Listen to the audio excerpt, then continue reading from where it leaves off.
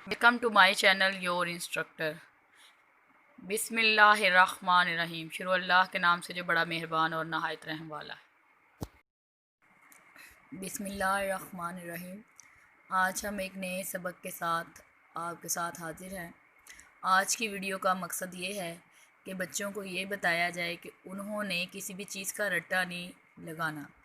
ये एक मैं मिसाल एग्ज़ाम्पल के लिए एक बुक ली है, लेकिन आप किसी भी बुक को इस तरीक़ेकार पर अमल दरामद होकर याद कर सकते हैं, बल्कि याद नहीं करना, आपने हर चीज़ को एक कहानी बनाना है। उस कहानी को आपने कहानियाँ आपको अक्सर याद रह जाती हैं, लेकिन आप इस चीज़ का जब रट्टा लगाते हैं तो वो भूल जाती है। हमारे उस्ताद या हमारे जो दूसरे माँ बाप या जो भी इंस्ट्रक्टर होते हैं, वो चीज़ों को ज़्यादातर बस एक्सप्लेन कर देते हैं और बच्चों को बताते नहीं कि इनको आपने अपने ज़हन में कैसे ज़हन नशीं रखना है। तो आज मैं आपको एक बहुत ही बड़े जो हैं, जिन्होंने पाकिस्तान के लिए अज़ीम बहुत से कारनामे सर अंजाम दिए हैं, अज़ीम रहनुमा सर सैयद अहमद ख़ान, उनकी तहरीक को कैसे बच्चों को याद कराना है।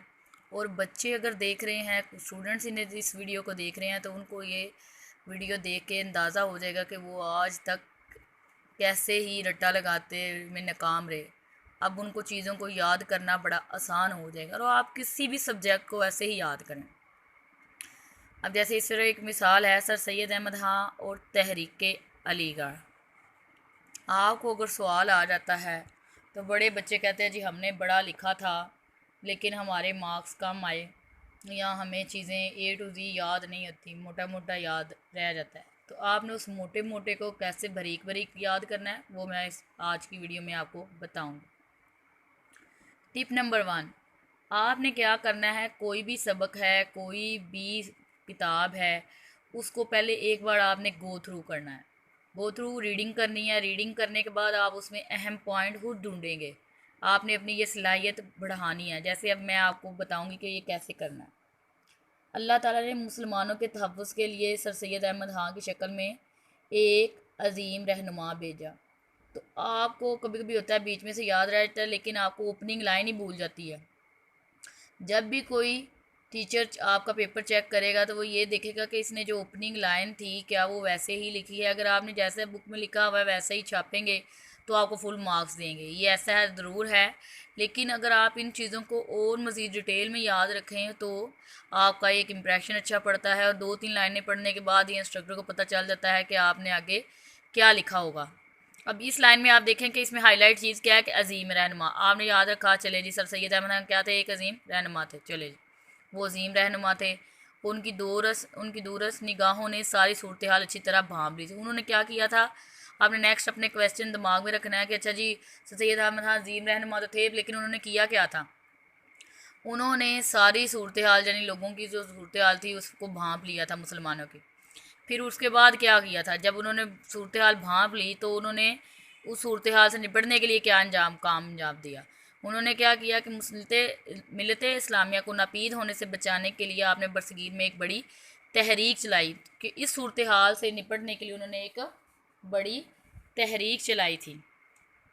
और तहरीक जब उन्होंने चलाई तो लोगों ने उसका क्या रिस्पांस दिया। आपने दिमाग में ये क्वेश्चन बनाया तो किसने क्या कहा। तो उसमें से एक सर रिचर्ड साइमंड थे। इन्होंने इसका इतराफ़ अपनी तसनीफ़ में किया। पाकिस्तानी अवाम सर सैयद के बारे में सही दावा करते हैं कि वो इस मुल्क के हालकों और बानियों में से हैं। तो सर रिचर्ड, आपने याद रखा कि जो उन्होंने तहरीक चलाई थी उसको सर रिचर्ड साइमन ने सराहा था। और कैसे सराहा था, किन अल्फाज से सराहा था कि उन्होंने कहा कि ये हालकों और बानियों में से एक थे।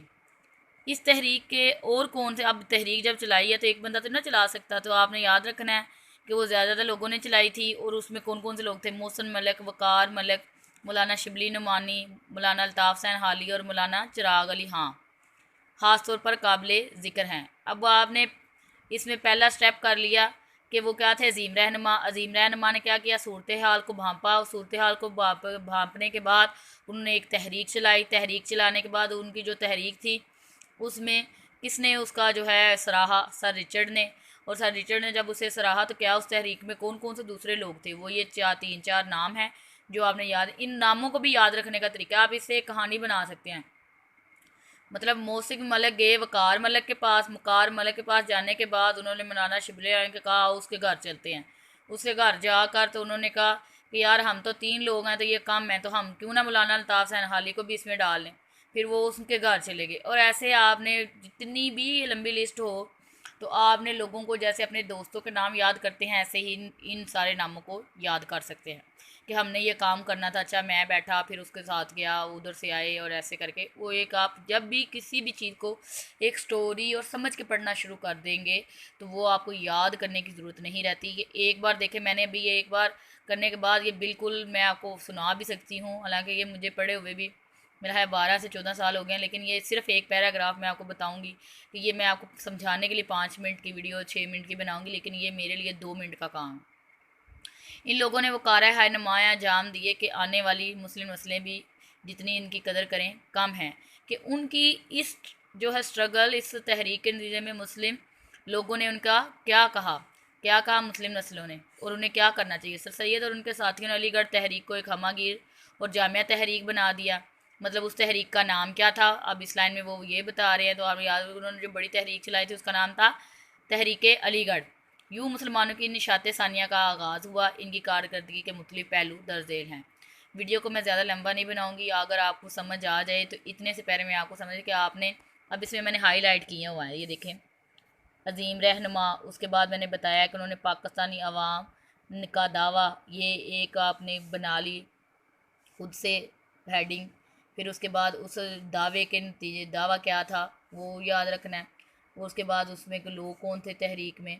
उसके बाद नेक्स्ट हमने बताना है कि जी इस तहरीक के मुस्लिम नस्ल पर क्या असरात हुए, या मुस्लिम नस्ल ने इसको कैसे देखा, ये कैसे देखना चाहिए। सर सैयद और उनके साथियों ने अलीगढ़ तहरीक को एक हमागीर और जामिया तहरीक, इसको भी आप अंडरलाइन कर सकते हैं, इसकी भी एक आपकी हेड, मतलब ये नहीं कि हर लाइन में हेडिंग, ये हेडिंग बनाने का मकसद ये है कि आपने इसको ऐसे कहानी, अब मैं आपको सुनाती हूँ, अब मैं इसे देखे बगैर आपको सुना रही हूँ।